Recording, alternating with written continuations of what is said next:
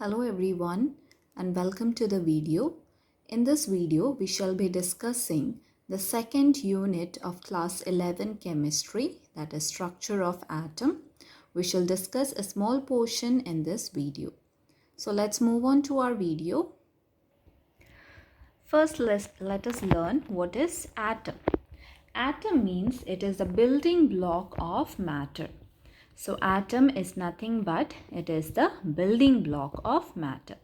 Now we know that all living organisms are made up of small units or blocks known as cells.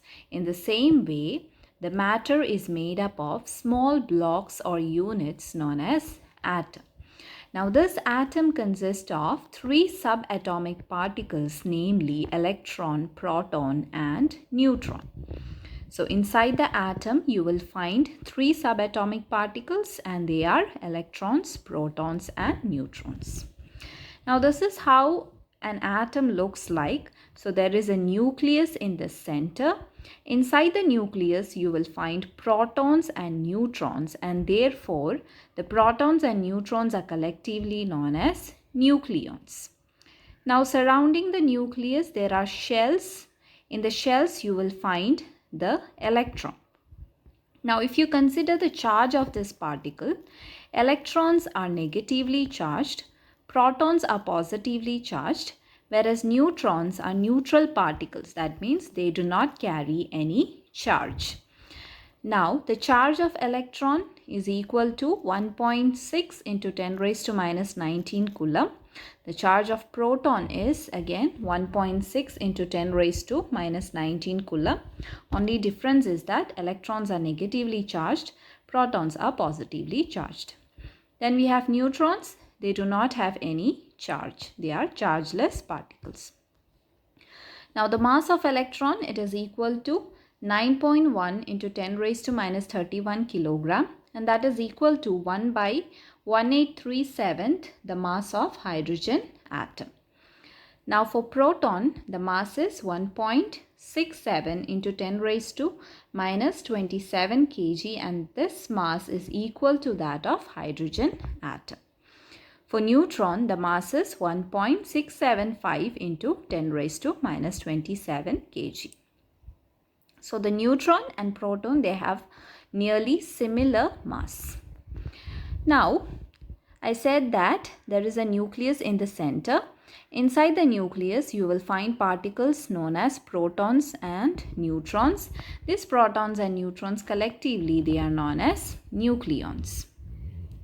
Now, outside the nucleus, you will find orbits, and in each of the orbit, you can find electrons. Now, how many electrons can each of the shell accommodate? That is given by a formula.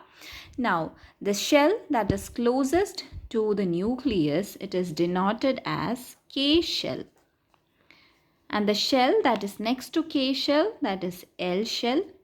Again, the shell next to L shell, it is M. Then we have N, and then it goes on. So the number of electron in a given shell is given by the equation called 2n square, where n indicates the shell number.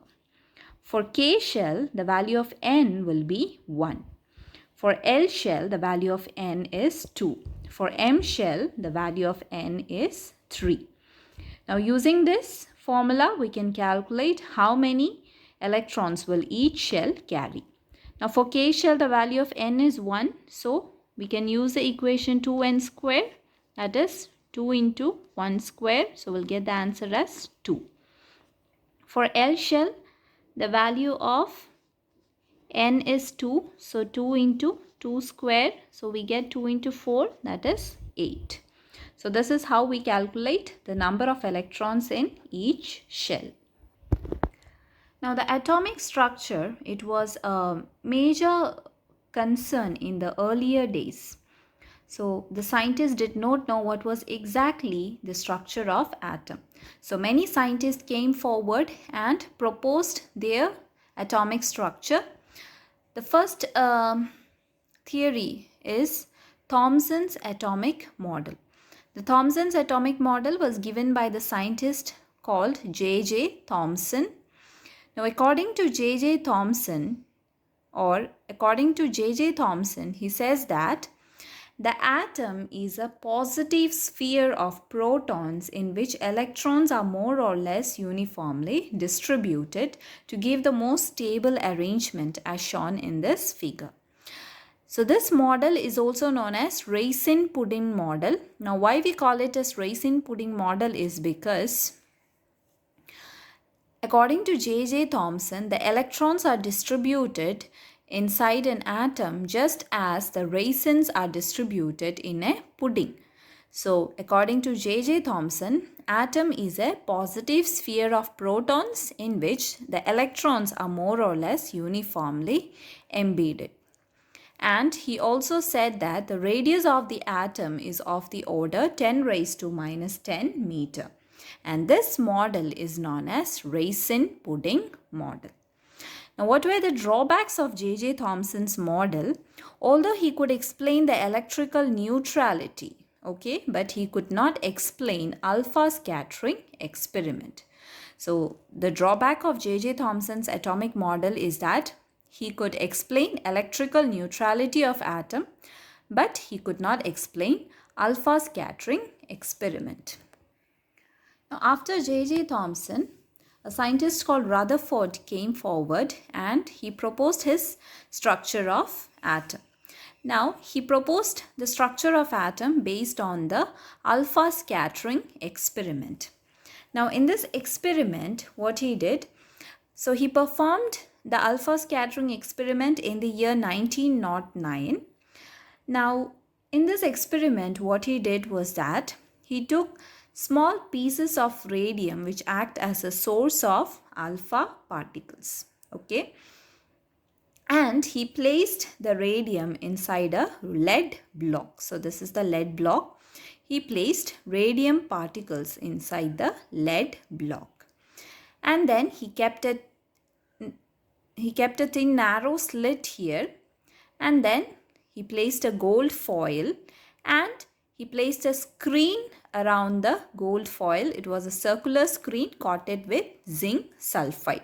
So this was the arrangement of Rutherford's alpha scattering experiment.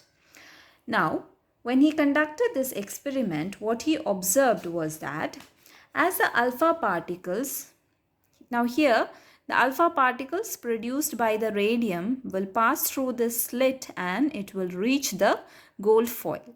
Now what he observed was that most of the alpha particles, that means nearly 99% of the alpha particles went straight without any deflections. Okay. So 99% of the alpha particles went straight without any deflections. Secondly, he observed that few of them got deflected through small angles. Few of them, they got deflected. And the third observation that he found out was very few, that means just 1 in 20,000 did not at all pass through the gold foil, but rather it reflected back. Okay, it came back. So that was the observation of Rutherford in the alpha scattering experiment. So what did he observe? He made the alpha particle to pass through the thin narrow slit and he directed it towards the gold foil, and what he observed was that 99% of the alpha particle passed straight. Few of them showed some deflection and very few of them it reflected back. That means it did not pass through the gold foil, rather it reflected or it bounced back. So that was what he observed in his alpha scattering experiment. Now, based on the observations of Rutherford's alpha scattering experiment, he could conclude that since most of the alpha particles pass straight without any deflection, he concluded that there is a lot of empty space inside the atom. That is why the alpha particles pass straight without any deflections. Now, he observed that few of the alpha particles showed some deviation. So, from this, he concluded that there is a positive part inside the atom. So, we know that the alpha particles carry positive charge. So, that is why few of the alpha particles faced deviation due to interaction between the positive alpha particle and the positive particles inside the atom. So therefore he concluded that there is some positive particle inside the atom. Now, thirdly, he observed that very few of them showed large deviation.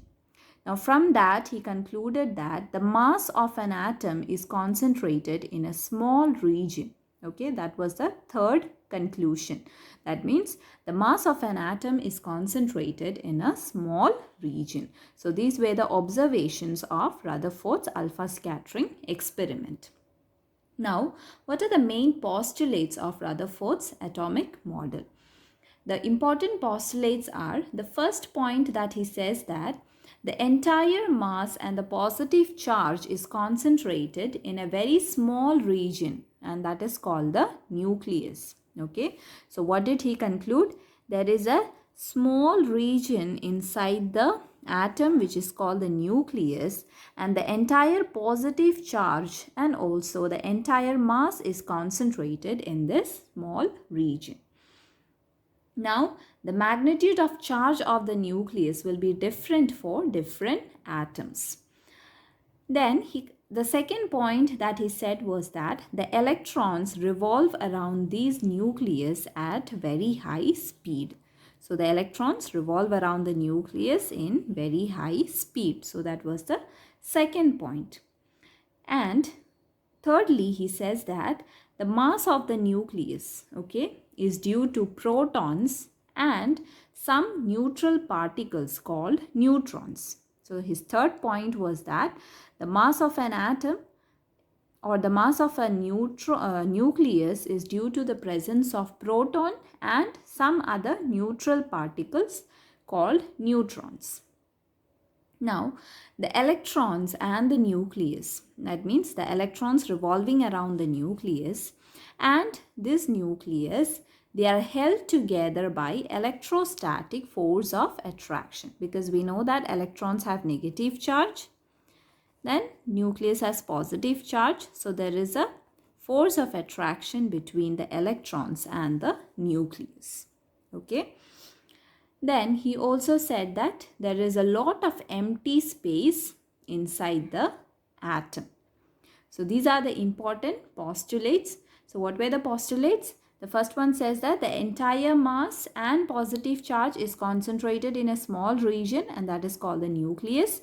And the charge of nucleus will be different for different atoms, magnitude of charge. Then he says that the electrons revolve around the nucleus at very high speed, and there is also a force of attraction between the electrons and the neutrons, an electrostatic force of attraction. Then the third point that he says is that the mass of the nucleus is due to the presence of protons and some neutral particles called neutrons. So these are the important postulates, and he also proposed that there is a lot of empty space inside the atom. So these were the main postulates of Rutherford's alpha scattering, Rutherford's atomic model that he derived from alpha scattering experiment. Now, there are also certain drawbacks associated with the Rutherford's atomic model, and the drawbacks are Rutherford could not explain the stability of atom. Okay, that means Rutherford, he could say that the electrons revolve around the nucleus at very high speed. Now, if the electrons revolve around the nucleus at very high speed, again, the stability of the atom cannot be explained. So, Rutherford could not explain the stability of atom. Also, he could not say anything about how the electrons were distributed around the nucleus and what was the energy of these electrons. So he failed to explain about the electronic configuration and also about the energy of these electrons. Then he also could not explain the existence of hydrogen spectrum. He could not explain about the different lines or the different series in the hydrogen spectrum. So these were the drawbacks or limitations of Rutherford's atomic model. Now let's discuss what is atomic number and what is mass number. So we have learned about the subatomic particles, electrons, protons and neutrons. Now in every atom, the number of electrons will be always equal to the number of protons. Now this is known as atomic number. So atomic number means it can be either the number of electrons present in an atom or it can be the number of protons present in an atom. Because in every atom, the number of electrons will always be equal to number of protons. So atomic number of an atom means it is either the number of electrons or the number of protons. Now come to mass number. Mass number means it is the number of protons plus the number of neutrons will give the mass number. Okay, so we know that there is a nucleus in the center. Inside the nucleus we have protons and neutrons. Now if you add the number of the nucleons, that is the number of protons and the number of neutrons, we will get the mass number. Now this atomic number, it is denoted by the letter capital Z. Then mass number is denoted by the letter capital A. Now how will you denote an atom? We can denote the atom using this symbol. Okay, this X denotes the atom. Then we will write A in the upside, Z in the downside. Okay, so this is how you represent an atom. Now if you take hydrogen atom, its atomic number is 1, mass number is 1, atomic number is 1. So hydrogen, you can write it in this way. Now this annotation means that it is hydrogen atom with mass number 1 and atomic number 1. So this is how we denote the atom. Now based on this annotation, we can find out the number of electrons and the number of protons. Now let's see magnesium. Its atomic number is 12, mass number is 24. So here the number of protons will be 12. This is the mass number. So number of protons will be 12. Number of electrons, again it will be 12. So number of neutrons means it will be 24 minus 12. We will get the answer as 12. Okay. Now if you take magnesium 2 plus, magnesium ion. Okay. So here the number of protons, it is 12. Okay. Number of electrons, it will be 12 minus, here we have 2 plus, 2 positive. So 12 minus 2. So we'll get the answer as 10 because this is magnesium ion. If it has to get 2 positive 2 plus, then it has to lose 2 electrons. Only then it can become Mg2 plus. So if it loses 2 electrons, the number of electrons will be 10. Now the number of neutrons, it will be 24 minus 12. 24 minus, that means mass number minus atomic number. We'll get the number of neutrons as 12. So using this annotation, you can find out how many protons are there, how many electrons are there, how many neutrons are there in each atom. Now let's discuss what are isotopes, isobars and isotones. Isotope means they are atoms of the same element having same atomic number but different mass number. Now for isotopes, we can take the example of hydrogen. Hydrogen has 3 isotopes, that is protium, deuterium and tritium. If you take protium, its atomic number is, mass number is 1, atomic number is 1. If you take deuterium, atomic number is 1, mass number is 2. If you take tritium, atomic number is 3, mass number is, atomic number is 1, mass number is 3. So isotope means atoms of same element having same atomic number. So hydrogen, it has got same atomic number, but its isotopes, it has got different mass number. So protium has mass number 1, deuterium has mass number 2, tritium has mass number 3. Now, isobars. Isobars means atoms of different element having same mass number but different atomic number. Now, if you can, we can take the example of gold, that is argon, and calcium. So here you can see they are atoms of different element. They have got different atomic number, but they have the same mass number. Okay, this is gold, this is calcium. They are atoms of different element, but they have same mass number, but their atomic numbers are different. Such elements are known as isobars. Now come to isotones. Isotones means they are atoms of different element having different mass number but same number of neutrons. If you take silicon and phosphorus, silicon has mass number 30, atomic number 40. Phosphorus has atomic number 15, mass number 31. Now here if you see the number of neutrons, 30 minus 14, we'll get the answer as 60. Now for phosphorus again, 31 minus 15, we'll get the answer as 16. So here they are atoms of different element. They have different mass number, but their number of neutrons is same. Silicon has 16 neutrons, phosphorus has 16 neutrons. So these such elements, they are known as isotones. Now, the remaining part of the structure of atom, we shall learn it in the next video. If you find this video useful, please like, share and subscribe, and thank you for watching.